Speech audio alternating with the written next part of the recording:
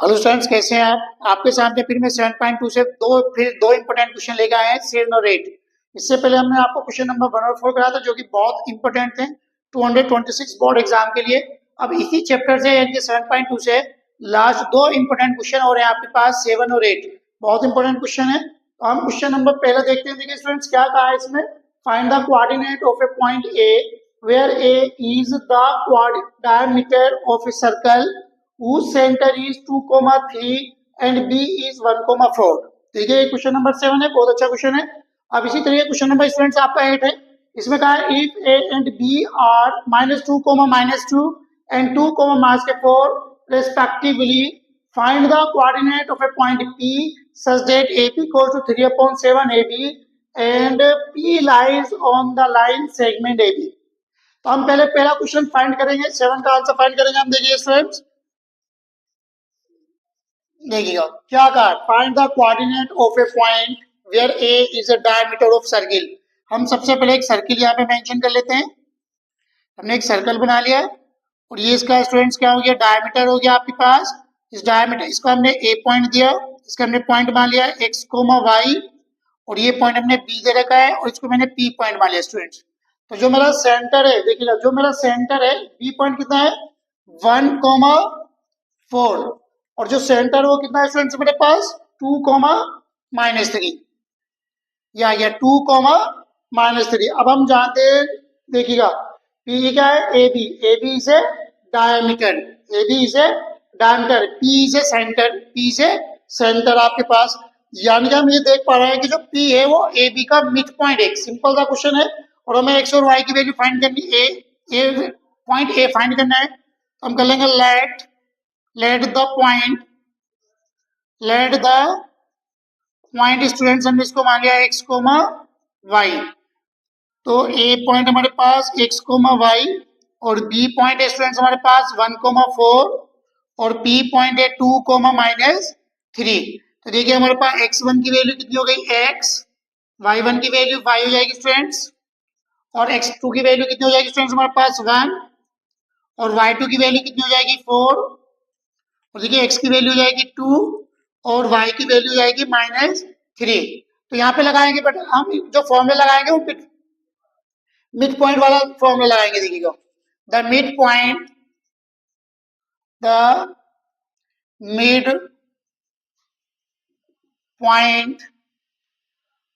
Point of A B. तो A B का जो मिड पॉइंट होगा स्टूडेंट्स वो कितना होगा x1 plus x2/2 coma y1 plus y2/2, ये मिड पॉइंट हो जाएगा।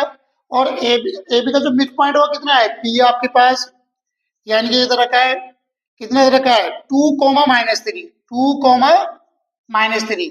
यहाँ पे x1 की वैल्यू तो हो गई x, देखिएगा स्टूडेंट्स x1 की वैल्यू x और x2 की वैल्यू 1। तो ये कितना बन जाएगा हमारे पास x + 1/2। इसी तरीके से देखिए y की वैल्यू तो हो गई 1 स्टूडेंट्स, हमारे पास y की वैल्यू 1 हो चुकी है और y2 की वैल्यू 4 हो चुकी है।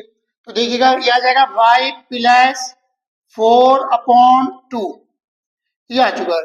देखिए हम x की वैल्यू इससे फाइंड करेंगे, x कोऑर्डिनेट से, y की वैल्यू y कोऑर्डिनेट से फाइंड करेंगे। तो देखिएगा स्टूडेंट्स कितना हो जाएगा, इफ 2 = x + 1/2।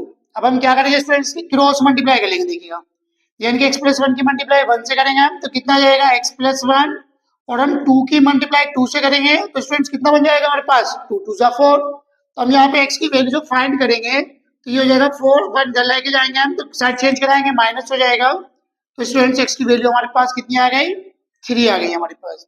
अब हम y कोऑर्डिनेट फाइंड करेंगे स्टूडेंट्स। तो देखिएगा इफ -3 = y + 4/2, इसके नीचे भी अपने पास से 1 मेंशन कर लेंगे, क्रॉस मल्टीप्लाई। तो y + 4 की मल्टीप्लाई 1 से करेंगे तो y + 4, और 3 की मल्टीप्लाई 2 से करेंगे, 3 × 2 = 6। अब इस 4 को आप इधर लेके जाएंगे, देखिएगा तो ये प्लस का था तो काय हो जाएगा स्टूडेंट्स आपके पास, देखिए -6, इस 4 को हमने साइड चेंज कराया तो ये भी -4 हो जाएगा आपके पास। तो y की वैल्यू कितनी हो गई -10। हमारे पास जो एक कोऑर्डिनेट था वो कितना था x, y। अब हमारे पास आंसर आ चुका है, x की वैल्यू कितनी है स्टूडेंट्स हमारे पास 3, और y की वैल्यू कितनी आई -10। तो 3, -10, देखिए स्टूडेंट्स ये आ चुका है। तो इसको आप स्क्रीनशॉट ले लीजिएगा, मैं सेकंड क्वेश्चन कराने वाला हूं आपको।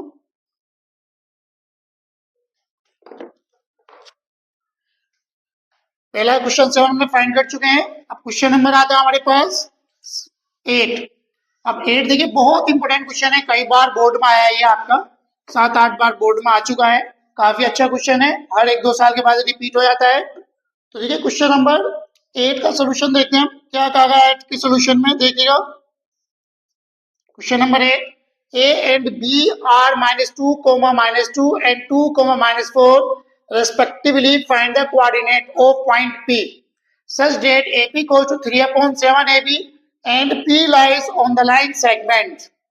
देखिएगा हमारे पास एक लाइन है, एक पॉइंट A है और एक पॉइंट हमारे पास B है, और P पॉइंट हमारा यहाँ पर लाई करता है, और हमारे पास जो पॉइंट A और B के जो पॉइंट दे रखे हैं माइनस के 2, -2 और B के पॉइंट स्टूडेंट्स हमारे पास माइनस के 2, 4 है हमारे पास। देखिए अब यहाँ पे हमारे पास रेशियो तो है नहीं, हमारे पास रेशियो तो है नहीं आपके, सही है, और P lie on the line segment to AB। अब हमें क्या करना है स्टूडेंट्स, इसकी वैल्यू फाइंड करनी है, और इसके उसने कहा है कि इफ एंड बी माइनस के 2, -2 and 2, -4 respectively find the coordinates of the point P।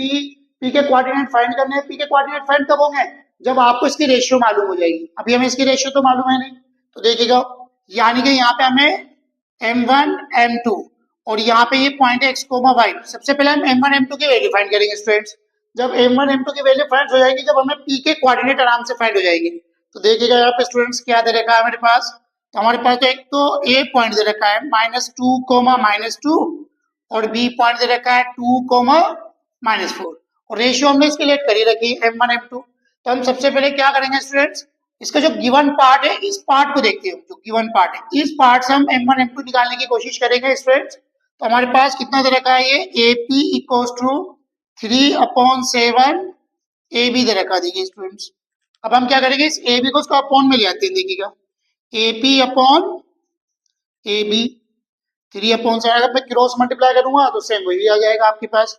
अब हम क्या करते हैं, देखिए AB, तो AB बड़ी है साइड और AP साइड आपकी छोटी है, तो इसका मतलब क्या है, इसको हम रेसिप्रोकल कर लेते हैं स्टूडेंट्स। तो ये बन जाएगा आपका AB अपॉन AP। जब हमने इसका उल्टा करा है तो इसका भी उल्टा करना पड़ेगा, 7/3। देखिए अब मैं AB को क्या लिख सकता हूँ, AP प्लस PB। AB को हम क्या लिख सकते हैं, AP प्लस PB और अपॉन AP इक्वल्स टू 7/3। तो देखिए मैंने AB को यहाँ पे स्टूडेंट्स लिख दिया है AP प्लस PB, ये स्टूडेंट्स मैंने यहाँ पे AB को मेंशन कर दिया।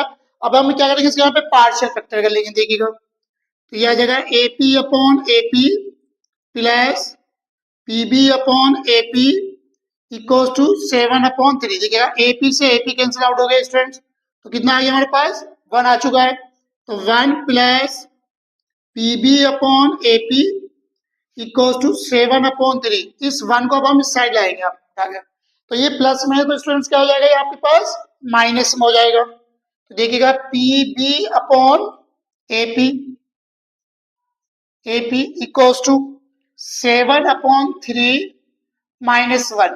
तो यहाँ पे एलसीएम ले लेंगे हम, कितना एलसीएम आ जाएगा, 3, 7 - 3, ये आ जाएगा PB upon AP equal to 7 - 3 come to 4, 4/3, यानी कि देखिए ये आ गया PB। देखो ये साइड आ रही है PB अपॉन AP, तो उसका फिर रेसिप्रोकल कर लीजिएगा, क्योंकि हमारा होना चाहिए था AP अपॉन PB और ये आ रहा है PB अपॉन AP, तो उल्टा आ रहा है, कर लीजिएगा फिर रेसिप्रोकल PB अपॉन PB। देखिएगा AP अपॉन PB, हमने इसका रेसिप्रोकल करा स्टूडेंट्स, तो हमारा इसका भी रेसिप्रोकल करेंगे हम। तो ये 4/3 है, तो कितना बन जाएगा हमारे पास, 3/4। तो यानी कि ये आ गया आपके पास AP ratio PB equals to 3/4। तो इसको AP को मैंने M1 रेशियो मान लिया, इसको मैंने M2 मान लिया, तो कितना आ गया, 3/4। अब मुझे P पॉइंट के कोऑर्डिनेट निकालने हैं आपको, तो यानी कि मेरे पास कितना हो गया, x1, तो x1 कितना हो गया, -2, y1 कितना हो गया, -2, x2 कितना हो गया मेरे पास स्टूडेंट्स, 2 + 2 और y2 कितना हो गया, -4। तो यहाँ से मेरा रेशियो फाइंड हुआ कितना, m1 कितना हो गया 3 और m2 कितना हो गया 4। इसलिए क्वेश्चन इंपोर्टेंट है क्योंकि यहाँ पे हमें रेशियो फाइंड करनी पड़ रही है। देखिएगा अब हम इसके कोऑर्डिनेट निकालते हैं, सिंपल तरीके निकल जाएगा। देखिए कोऑर्डिनेट, तो फॉर्मूला लगाएंगे द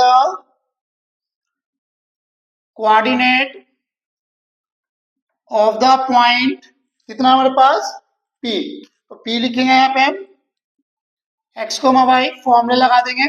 फॉर्मूला क्या होता है m1 x2 plus m2 x1 upon m1 plus m2 comma m1 y2 plus m2 y1 upon m1 plus m2। ये फॉर्मूला हमने यहाँ पे लगा दिया है।